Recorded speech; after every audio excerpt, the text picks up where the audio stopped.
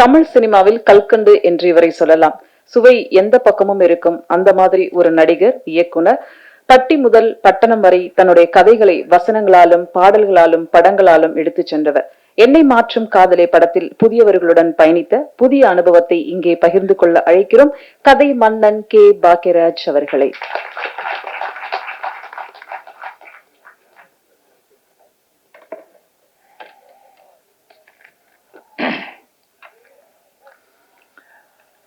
என்னை மாற்றும் காதலே படத்தினுடைய ஆடியோ ரிலீஸ்க்கு வந்திருக்க மரியாதைக்குரிய பத்திரிகையாளர் நண்பர்கள் மற்றும் அனைத்து ஊடக நண்பர்கள் எல்லாத்துக்கும் என்னுடைய பணிவான வணக்கம்.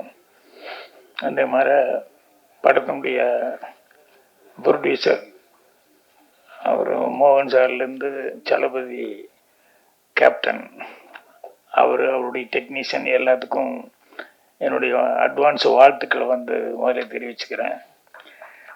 சில விஷயங்கள் எப்பவுமே எவர் கிரீன் அப்படின்னு சொல்லுவாங்க. அந்த மாதிரி நம்ம ராஜன் சார் எப்போ பேசினாலும் அந்த யூடியூப்ல எப்படியோ ஒரு இடத்த பிடிச்சிட்டு எவர் கிரீனாகவே இருந்துக்கிட்டு இருக்காரு. அவர் பேசுறாருன்னா முதல்ல அதுதான் இந்நேரம் ஓடிக்கிட்டு இருக்குன்னு நினைக்கிறேன். அந்த அளவுக்கு சிறப்பாக இது பண்ணுவார். ஆரம்பத்தில் தொகுத்து வழங்கிட்டு இருக்க கவிதா ஒரு நல்ல கவிதை ஒன்று அழகாக, அவர் சாதாரணமாக தமிழில் பேசுறது எனக்கு பிடிக்கும். அவங்க அழகாக ஒரு கவிதை ஒன்று வாய்ச்சாங்க. அது யார் எழுதுனாங்க என்னன்னு எனக்கு தெரியல. பாருங்க, அவங்களே எழுதி அவங்களே படிச்சிருக்காங்க சொந்தமாக. ரொம்ப நல்லா இருந்ததுமா. நீ ஏற்கனவே தமிழில் நல்லா பேசுவாங்கிறது தெரியும், ஆனால் தமிழில் இவ்வளோ அழகாக கவிதை எழுதிக்கிறதுங்கிறது ரொம்ப பாராட்டப்பட வேண்டிய ஒரு சமாச்சாரம்.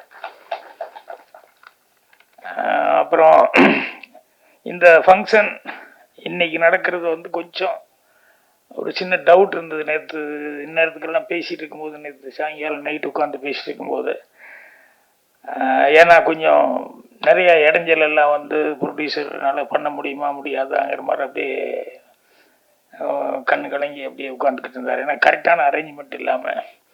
அப்போ எனக்கு டக்குன்னு மைண்டுக்கு ஏதாவது ஒன்று பண்ணணுமே அப்படின்னு சொல்லும்போது, அப்புறம் உடனே நமக்கு ஒரே ஃபோன் டக்குன்னு விஜய் முரளிக்கு மட்டும் ஒரு ஃபோன் அடித்தேன். ஃபோன் பண்ணி இந்த மாதிரி ஒரு சின்ன ப்ராப்ளம் வாங்கினார். உடனே வந்தார். அப்புறம் இந்த மாதிரிலாம் ஒரு ப்ராப்ளம் இருக்குது, கொஞ்சம் கரெக்ட் பண்ணி எப்படியாவது உடனடியாக ஃபங்க்ஷனை பண்ணணும் அப்படின்னு. அப்புறம் உடனே டக்குன்னு எல்லாத்துக்கும் ஃபோன் அடித்து, அப்புறம் டைமண்ட் பாபுக்கிட்ட ஒரு வார்த்தை நீங்கள் பேசுங்கன்னு சொல்லி அப்புறம் அவருக்கும் ஃபோன் பண்ணி நான் பேசினேன். சார் இது என்ன சார் இருக்குது, எப்படி நடத்தி நீங்கள் உடனே எல்லா வேலையும் பண்ணுங்க அப்படின்னு சொல்லிட்டு இதில் ஒன்றுமே யோசிக்காதீங்க, நாளைக்கு இது பண்ணுங்க அப்படின்னு. நான் அவ்வளோ இதை எடுத்துக்கிட்டது காரணம் என்னன்னா, நம்ம தமிழ்நாட்டில் இருக்கிறோம், நம்மளை நம்பி ஆந்திராலேருந்து ஒரு ப்ரொடியூசர் படம் எடுக்கிறாருக்கும் போது அவருக்கு நம்ம என்ன செய்யணுங்கிறது ரொம்ப முக்கியம் இல்லையா? எவ்வளோ தூரம் கை கொடுத்து நம்ம அரவணைச்சு போகணும். ஸோ அவரை கஷ்டப்படுத்துகிறோமே அப்படிங்கிறது ரொம்ப மனசுக்கு ரொம்ப கஷ்டமாக இருந்தது. நம்மங்கிறது நான் அப்படின்னா நான் மட்டுமே இல்லை. ஒரு தடவை லண்டன் டு பாரிஸ் ஃபேமிலியோடலாம் ட்ரிப்பு போனப்போ, லண்டன் டு பாரிஸ் போகும்போது ஃப்ளைட்டில் போனால் 1 மணி நேரம் தான். அதை விட நீங்கள் இந்த ஹூவர் கிராஃப்ட்னு ஒன்று இருக்குது, அதில் போனீங்கன்னா ஒரு 3 hours போகிற வழியெல்லாம் சைட் சீயிங் பார்த்துட்டு போகலாம். அதில் ஒரு 1.5 மணி நேரம் ட்ராவல் பண்ணதுக்கப்புறம் அங்கேருந்து மறுபடியும் பாரிஸ் போகிற வரைக்கும் சைட் சீயிங் எல்லாம் பார்த்துட்டு போகலாம், ரொம்ப நல்லாயிருக்கும் அப்படின்னு சொன்னதுனால அதே மாதிரி நாங்கள் போனோம். அந்த ஹூவர் கிராஃப்டை முடிஞ்சு அடுத்தது ஒரு 2 hours மேலே, 2.5 hours அந்த பாரிஸ் சிட்டிக்குள்ளே போகிறதுக்கு. அப்போ நாங்கள்லாம் பஸ்ஸில் தான் போகணும். அங்கேருந்து பஸ்ஸு புக் பண்ணியிருந்தாங்க. நாங்கள் ஏறிட்டோம். ஏறி உட்கார்ந்ததுக்கப்புறம் வண்டி எல்லாம் இதானதுக்கப்புறம் டிரைவர் வண்டி எடுக்கலாம் அப்படின்னு சொல்லி இது பண்ணும்போது ஒரு லேடி அவசரமாக ஓடி கதவு மூடுற கதவை கரெக்டாக கை வச்சு நிறுத்திட்டு ஒரு லேடி, ஃபாரின் லேடி. அப்போ இவன் கண்டக்டர் இல்லை, சீட்டு கம்ப்ளீட் ஆகிடுச்சு இல்லை அப்படின்னா, அவங்க ஒரு கனெக்டிங் ஃப்ளைட்டு பாரிஸில் போய் வேறு நாட்டுக்கு, ஜெர்மனி மாதிரி ஏதோ ஒரு நாட்டுக்கு போக வேண்டியவங்க, அவங்களுக்கு ஃப்ளைட் இல்லை அப்படிங்கிறதுனால எப்படியாவது இதில் தான் போய் ஆகணும்னா, இப்போ இந்த பஸ்ஸு விட்டாச்சு அப்படின்னு சொன்னோம்னா மறுபடியும் அடுத்த ஹூவர் கிராஃப்ட்டுக்காக வேறு அது வர்றது அது கிட்டத்தட்ட 6-7 hours அப்புறம் ஆகும். அப்படிங்கும்போது அந்த அம்மா எப்படியாவது போயே ஆகணும் பாரிஸ் அப்படின்னு சொல்லிட்டு ரொம்ப கெஞ்சினாங்க. அவன் சீட்டே இல்லை, முடியவே முடியாது அப்படின்னு சொல்லிட்டு அந்த கண்டக்டர் என் வேலை போயிடும், ஏன்னா அவனுடைய டியூட்டி அவன் இப்போ மாற்றி கீட்டி பண்ணி ஒரு ஆள் இது பண்ணான்னா அது சரியாக வராதுன்னா அவள் எப்படியாவது நான் அட்ஜஸ்ட் பண்ணி கீழே கூட உட்காந்துட்டு வந்துடுறேன் அப்படிங்கிறேன். ஏன்னா கனெக்ஷன் பிளைட்டு மிஸ் பண்ணிட்டேன்னா எனக்கு ரொம்ப ப்ராப்ளம் அப்படின்னு சொல்லிட்டு அப்புறம் அவங்க கீழே உட்காந்து வந்தா அம்மா நீ கீழே உட்காந்துட்டு வந்தீங்கன்னா சீட்டில் உட்காராம கீழே உட்காந்து வந்தால் வழியில் செக் பண்ணி பிடிச்சிட்டாங்கன்னா எனக்கு ப்ராப்ளம், அதனால அப்படி நான் கீழே உட்காரதுக்கு நான் ஒத்துக்க மாட்டேன் அப்படின்னு சொல்லிட்டு ரொம்ப அவங்க அழுகிற மாதிரி ஆகிட்டு ஏதாவது ஒன்று பண்ணுங்க ப்ளீஸ் அப்படிங்கிற மாதிரி கேட்டாங்க. அப்புறம் நான் சரி கீழே உட்காந்தா தானே செக்கிங் இன்ஸ்பெக்டர் வந்து பார்த்தா பிடிச்சதா கேட்பாங்க அப்படின்னு சொல்லிட்டு ஓகே அப்படின்னு சொல்லிட்டு அப்போ நான் கண்டக்டர் கூப்பிட்டு சொன்னேன், என் பொண்ணு சரண்யா வந்து நான் மடியில் உட்கார வச்சுக்கிறேன், அவளுக்கும் டிக்கெட் எடுத்திருந்தேன், அந்த சீட்டில் அவங்கள கூப்பிட்டு உட்கார வச்சிடலாம் அப்படின்னு. 3 hours நான் என் பொண்ணு தானே நான் மடியில் உட்கார வச்சுக்கிறதுல என்ன இருக்குது, அதனால் அவங்கள சீட்டில் உட்கார வச்சுக்கலாம் அப்படின்னு சொல்லி ப்ளீஸ் அவங்க ரொம்ப அழுகிற மாதிரி இது பண்ணுறாங்க அப்படின்னு சொல்லி சொன்னேன். எல்லோரும் பஸ் இருக்கவங்க எல்லாம் பார்த்துருக்காங்க. அப்புறம் கண்டக்டர் ரொம்ப யோசனை பண்ணி சரின்னு சொல்லிட்டு கூப்பிட்டு அப்புறம் சீட்டில் உட்கார வச்சாங்க. அப்புறம் அந்த மாதிரி ரொம்ப தேங்க்ஸுங்க அப்படி இப்படின்னு சொல்லிட்டு கண்ணெல்லாம் தொடச்சி அப்படியே உட்காந்து வண்டி மூவ் ஆகும்போது எல்லாம் என்னை பார்த்துக்கிட்டே இருந்தாங்க. அதில் ஒரு lady, foreigner lady, you are from India அப்படின்னாங்க. எனக்கு அவ்வளோ ஒரு சந்தோஷமாக இருந்தது. என்னென்னா ஒருத்தருக்கு ஹெல்ப் பண்ணால் சாதாரண ஒரு விஷயம், அந்த அம்மா வந்து சாதாரணமாக தேங்க்ஸ் சொன்னாமல் யூ ஆர் ஃப்ரம் இந்தியா அப்படின்னு சொல்லி கேட்கும்போது அப்போ தான் அவ்வளோ ஒரு மரியாதை, நம்ம இந்தியாவுக்கே நம்ம ஒரு மரியாதை வாங்கி கொடுத்துட்டோம். ஏன்னா நம்ம மட்டுமே இல்லை, நம்ம குடும்பம் இருக்குது, நம்ம ஊர் இருக்குது, நம்ம மக்கள் இருக்காங்க, நம்ம மாநிலம் இருக்குது, நம்ம நாடு எல்லாமே நீ ஒவ்வொருத்தங்கிட்டையும் ஒவ்வொரு நாடே இருக்குது அப்படிங்கிற அளவுக்கு நமக்கு ஒரு பொறுப்புகள் இருக்குது. ஸோ அப்படி அது அவ்வளோ சந்தோஷமாக இருந்தது. அப்படி இருக்கும்போது இந்த ப்ரொடியூசர் வந்து இவ்வளோ கஷ்டப்பட்டு அங்கேருந்து வந்து டபுள் லாங்குவேஜில் படம் எடுக்கலான்னு சொல்லி சொல்லும்போது அவரை வந்து தப்பான விதத்தில் வந்து இது பண்ணி இந்த ஃபங்க்ஷனே நடக்காதுங்கிற அளவுக்கு இங்கே இருக்கிற ஒருத்தர் வந்து அப்படி ஒரு அவரை நட்டாத்தில் விட்டாங்க அப்படிங்கும்போது என்னால் தாங்கிக்க முடியல. ஏன் இது வந்து தடங்கள் ஆகி போச்சுன்னு சொன்னோம்னா கொஞ்ச நாளாக வந்து இண்டஸ்ட்ரியில் ஒரு கிசு போய்கிட்டே இருக்குது.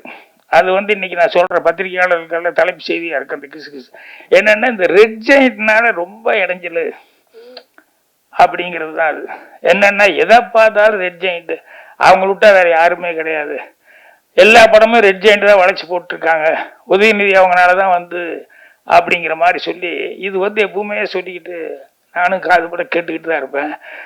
ஆனால் உண்மை என்ன அப்படின்னா ரெட் ஜெயிண்ட் அப்படிங்கிற பேரை வந்து நிறைய பேர் மிஸ்யூஸ் பண்ணிட்டு இருக்காங்கிறது தான் எனக்கு தெரிஞ்சு உண்மை. ஏன்னா அந்த ரெட் ஜெயிண்ட்னால வந்து எவ்வளவு ப்ளஸ் பாயிண்ட் இருக்கு, எத்தனை படங்கள் ரிலீஸ் ஆகிறதுக்கான வாய்ப்பு இருக்குது அப்படிங்கிறது இருக்குல்ல, அது உண்மையும் அதுதான். ஏன்னா எங்கிட்டயே நிறைய பேர் வந்து சார் அவங்கள எப்படியாவது கொஞ்சம் படம் பார்க்கறதுக்கு உதயநிதி சாரோ இல்லை ரெட் ஜெயிண்ட்ல யாராவது வந்து படம் பார்க்கறதுக்கு ஏதாவது கொஞ்சம் ஏற்பாடு பண்ண முடியுமா அப்படின்னு. என்னன்னா அவங்க பார்த்து அவங்க வாங்கிட்டாங்கன்னு அப்படி அந்த பேனர் இருந்தாலே படம் ஏதோ ஒரு விதத்தில் வந்து க்ரௌடு வரும், படம் நல்லபடியாக வந்துடும் அப்படின்ட்டு ஒரு நம்பிக்கையோட எல்லாரும் போய் அவங்ககிட்ட நின்றுருக்காங்க, கியூ நின்றுருக்காங்க. அதே மாதிரி இன்னைக்கு நிறைய படங்கள் வந்து சக்சஸ், அவங்க ரிலீஸ் பண்ண படங்கள் சக்சஸ் ஆனதுக்கு என்னன்னா அவங்கும் போது எந்த தப்பு தண்டாமல் இல்லாம கரெக்டா காசு ப்ரொடியூசருக்கு வருது, டிஸ்ட்ரிபியூட்டர்கிட்ட வருது, ப்ரொடியூசருக்கு காசு வருது. அந்த மாதிரி நிறைய படங்கள் எனக்கு தெரிஞ்சு அவங்க ரிலீஸ் பண்றதுல சாதாரண படங்களாக எடுத்தா கூட படத்துல ஸ்டப் இருந்ததுன்னா அவங்க ரிலீஸ் பண்ணும்போது அந்த படம் மிகப்பெரிய கலெக்ஷனையும் கொடுக்குது. இதெல்லாம் நான் வந்து இப்போ பார்த்துக்கிட்டே இருக்கிறேன். ஒரு 2-3 படங்கள், இப்போ கடைசி படம் கூட இவர் அவரது கூட லவ் டுடே அவங்க தான் ரிலீஸ் பண்ணியிருக்காங்க. ஆமாம், அவ்வளோ பெரிய ப்ரொடியூசர், ஆனால் அவர் வந்து ரெட் ஜெயிண்டில் கொடுத்து அது ரிலீஸ் ஆகி சிம்பிளான பட்ஜெட்டில் தான் எடுத்திருக்காங்க. சிம்பிளான பட்ஜெட்டில் அதை தாண்டி 3 நாள், ஏன்னா இப்போ சினிமாவே நல்லா இருந்துட்டு இருக்கு. எனக்கு தெரிஞ்சு இப்போ நான் கொஞ்ச நாள் சினிமா பார்க்கறதுக்கு தேட்டருக்கு போக முடியாத அளவுக்கு வெவ்வேறு வேலைகள், சங்கம், அது இது இருந்தது. இதுக்கப்புறம் இப்போ படம் பார்க்க ஆரம்பிக்கும் போது பார்த்தேன், காந்தாரான்னு சொல்லிட்டு ஒரு படம் பார்த்தேன். அதுவும் அவ்வளோ பெரிய கலெக்ஷன் சம்பாதிச்சு, அவ்வளோ நல்ல படம், மிகப்பெரிய சக்ஸஸ்ஃபுல்லான ஒரு படம். அதுக்கப்புறமா பார்த்து இந்த படம் லவ் டுடே பார்த்தேன். அதுக்கு முன்னால் ஒரு படம் நித்தம் ஒரு வானம்னு சொல்லிட்டு ஒரு படம். இப்பெல்லாம் வந்திருக்கவங்க எல்லாமே யங்ஸ்டர்ஸ் வந்து ஒரு அளவுக்கு ரீசனபிளாகவே படம் பண்ணிட்டு இருக்காங்க அப்படிங்கிறது ரொம்ப சந்தோஷமா இருக்கு. ஸோ தமிழ் இண்டஸ்ட்ரிக்கு வந்து ஒரு கரெக்டான சூழல் இருக்கு. ஸோ அதனால இந்த மாதிரி நேரத்தில் வந்து இவருடைய படம் அப்போ வர்றது அப்படிங்கிறது வந்து மற்ற நேரத்தை விட இந்த நேரத்தில் வர்றதுங்கிறது வந்து ரொம்ப சந்தோஷப்பட வேண்டிய ஒரு சமாச்சாரம். அதனால இவருக்கும் ரெட் ஜெயிண்ட் மாதிரி ஏதாவது ஒரு நல்ல கம்பெனிகள் அப்படின்னு சொல்லி வந்ததுன்னா அந்த மாதிரி ஏதாவது கிடைச்சிது அப்படின்னு சொன்னோம்னா அவர் ஓடிடி அதில் ஏதாவது ரிலீஸ் பண்ணும்போது அவர் போட்ட காசு எடுக்கிறதுக்கான வாய்ப்பு இருக்குது. நான் சொன்ன மாதிரி அந்த ரெட் ஜெயிண்ட்டுங்கிறது வந்து நிறைய பேர் தப்புந்தவரமாக ஏதோ வந்து யூஸ் பண்ணிட்டு இருக்காங்களோ ஒழிய உண்மையிலேயே அவங்க வந்து சினிமாவுக்கு வந்து எவ்வளோ ஹெல்ப்ஃபுல்லாக இருக்குது அப்படிங்கிறது வந்து இன்னொரு பக்கம் செய்திகள் வருது இல்லையா, என்னென்ன மோசமாகவும் பேசிகிட்டு இருப்பாங்க, அதே நேரத்தில் பாதிக்கப்படுறவங்க உண்மையாகவே எவ்வளோ பேர் இருக்காங்க, அவங்கெல்லாம் எப்படியெல்லாம் கரை ஏறினாங்க, இந்த அவங்கக்கிட்ட கொடுத்ததுனால எந்த அளவுக்கு பெனிஃபிட்டு அப்படிங்கிறதும் நம்ம பார்த்துக்கிட்டு தான் இருக்கிறோம். ஸோ இங்கே இவருக்கு வந்து சில இடைஞ்சல்கள் அதை சொல்லி சொல்லி சொல்லி இதை டிலே பண்ணுறதுக்காக ட்ரை பண்ணாங்க. ஆனால் அவங்களுக்கு இதுக்கு எந்த சம்மந்தம் இல்லை. ஆனால் அதை சொல்லிக்கிட்டு இந்த படத்தை வந்து எப்படியாவது இது இந்த இன்னைக்கு நடக்க வேண்டிய இந்த ஃபங்க்ஷனே போயிருமோ அப்படிங்கிற அளவுக்கு இருந்தது. அதுக்கப்புறம் நான் விஜய் முரளிக்கு ஃபோன் பண்ணி சொன்னதுக்கப்புறம் வந்து ஓகே அப்படின்னு சொல்லிட்டு இந்த ஃபங்க்ஷன் வந்து சிறப்பாக பண்ணுறாங்க. ஸோ இந்த படத்தில் நடித்தவங்க ஹீரோயின் முதல் கொண்டு எல்லாம் தமிழெல்லாம் ரொம்ப சுத்தமாக பேசினாங்க. மியூசிக் நான் சொன்ன மாதிரி நம்ம ஆள் இங்கிருந்து போய் அவங்க ரெகனைஸ் பண்ணி பாட்டுகள் வந்து ரொம்ப சிறப்பான முறையில் வந்து பாட்டுகளை போட்டிருக்காரு. ஸோ அந்த ஹீரோ ஹீரோயின் எல்லாருமே ஏன்னா துளசி எல்லாமே நடிச்சிருக்காங்க. இவங்க எல்லாமே நடித்தது நான் வந்து படத்தில் அங்கே கிளிப்பிங்ஸ் நான் பார்க்கும்போது தான் நான் தெரிஞ்சுக்கிட்டேன். நான் போகும்போது எங்களுக்கு கிளைமேக்ஸில் துளசி அவங்களோட காம்பினேஷன் ஜேபி அவரெல்லாம் இருந்தார். ஒன் டே இங்கே முடிச்சுட்டு அதுக்கப்புறமா பாண்டிச்சேரியில் போய் ஷூட்டிங் எடுத்தோம். ஸோ ரொம்ப சிரமப்பட்டு ரொம்ப செலவு பண்ணி இந்த படத்தை பண்ணியிருக்காரு. ஒரு ப்ரொடியூசர் முதல்ல நான் சொன்ன மாதிரி அது மியூசிக் டைரக்டர் அழகாக சொன்னார். ஏன்னா ப்ரொடியூசர் நல்லா இருந்தால்தான் மற்றவங்க எல்லாமே நல்லா இருக்க முடியும். அதனால தான் அந்த காலத்தில் புரட்சி தலைவர் எம்ஜிஆர் ஆகட்டும், நடிகர் தலைவர் சிவாஜி சார் ஆகட்டும், இந்த ப்ரொடியூசர்களை மட்டும் முதலாளின்னு சொல்லிட்டு அவங்கள வந்து அப்படி பேர் சொல்லி அவங்கள கூப்பிட்டுட்டு இருந்தாங்க. இன்னைக்கெல்லாம் அந்த மாதிரிலாம் இருக்குதா அப்படின்னு சொல்லி பார்க்கறது ரொம்ப கஷ்டம். அந்த மாதிரிலாம் அந்த ப்ரொடியூசர்களை வந்து அவ்வளோ ரெஸ்பெக்ட் பண்ணி பண்ணுறதுங்கிறது. ஸோ அவர் மியூசிக் டைரக்டர் சொல்லும்போது தான் சொன்னார், அவங்க நல்லா இருந்தால் தான் மற்ற டெக்னீஷியன்ஸ் எல்லாம் நல்லா இருக்க முடியும், மற்ற டெக்னீஷியன் நல்லா இருந்தால் தான் எல்லாருமே நல்லா இருக்க முடியும் அப்படின்னு சொல்லிட்டு. ராஜேந்திர நான் எப்போவோ அன்னைக்கு பேசுனத வந்து இன்னைக்கு சொல்லிக்கிட்டு இருந்தாரு. உண்மையிலேயே அவர் சொன்னதுல வந்து வட்டி கொடுறது ஒரு தொழில்னு பண்ணிட்டு அந்த வட்டிக்கு வாங்காம இருந்தா அப்புறம் எதுக்கு அந்த தொழில் பண்ணணும். ஆனா அவர் பாருங்க சொல்லி புலம்பிட்டு இருக்காரு எங்கிட்ட சொல்லி. அதுல ஒன்னொன்னு ரொம்ப சந்தோஷம். கொடுக்க முடியாதவங்களை விட்டார் அவரு. அவங்கள பத்தி ஒன்றும் சொல்ல, கொடுக்காம ஏமாத்தணும்னு நினைக்கிறாங்க பாரு, அவங்கள பத்தும் சொல்லிக்கிட்டு இருக்காரு. பரவாயில்ல சார், உங்களுக்கு வந்து இதுல போனா இங்க இப்படி போச்சுன்னா வேற ஒரு இடத்துல நீங்க சொன்னீங்கல்ல சில்க்குன்னு, அந்த மாதிரி வேற எதுலையாவது உங்களுக்கு அதுக்கு உண்டானதை தான் கொட்டிக்கிட்டு இருக்கு. நல்ல மனசு உங்களுக்கு. நாளை ஒரு ஃபங்க்ஷனுக்கு ஏதாவது வர்றாருன்னு சொன்னா இப்படி 5000 சொல்லி அவங்க கிட்ட வாங்கி, எனக்கு தெரிஞ்சு நிறைய ஃபங்க்ஷனுகளில் வந்து நிறைய லேடிஸு கஷ்டப்படுறவங்க அவங்கள வச்சு தான் வந்து இவர் எல்லாத்துக்கும் கொடுத்து ஹெல்ப் பண்ணிட்டு இருக்காரு. அதனால அந்த நல்ல மனசுக்கு அவர்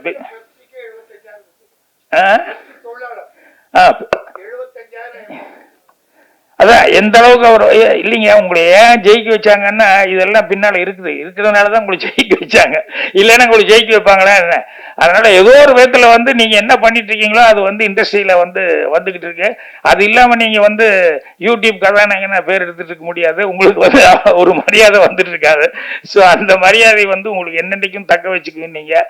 ஸோ அதனால் பத்திரிகையாளர்கள் எல்லாம் வந்து இவங்களுக்கு இந்த படத்தை வந்து இவ்வளோ கஷ்டப்பட்டு அவர் பண்ணியிருக்காரு. ஸோ என்னை மாற்றும் காதலை இந்த படத்துக்கு வந்து தமிழில் தெலுங்குல 2 லாங்குவேஜில் எடுத்திருக்கிறதுனால அவருக்கு வந்து முடிஞ்ச வரைக்கும் பத்திரிகையாளர்கள் அவங்க சப்போர்ட் பண்ணி அவங்கள எப்படியாவது இந்த படம் சக்ஸஸ்ஃபுல் ஆகணும் அப்படின்னு சொல்லி நான் கேட்டேன். ஏன்னா ஒரு ப்ரொடியூசர் அவர் நல்லா இருந்தாருன்னா, ஏன்னா சினிமா மேலே எவ்வளோ லைஃப் இருந்திருந்தால் அவர் கையிருப்பு பெரிய ஒன்றும் ப்ரொடக்ஷன் மேனேஜராக வேலை பார்த்தவர் கையிருப்பு பூரா கல்யாணத்துக்குன்னு வச்சுருந்தா அதை போட்டு ஒரு படம் பண்ணியிருக்காருன்னு சொன்னோம்னா அந்த சினிமா ஆர்வம் எந்த அளவுக்கு இருந்தால் அவர் இதில் வந்து இது பண்ணியிருப்பார் அப்படிங்கிறது பாராட்ட முடியுது.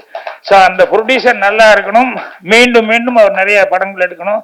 தமிழ் படங்களும் நிறைய எடுத்து இங்கே இருக்கவங்களுக்கு நிறைய வேலை கொடுக்கணும் அப்படின்னு சொல்லி அவருக்கு எல்லார் சார்பாகவும் என்னுடைய மனமார்ந்த வாழ்த்துக்களை வந்து தெரிவிச்சுக்கிறேன். நன்றி, வணக்கம்.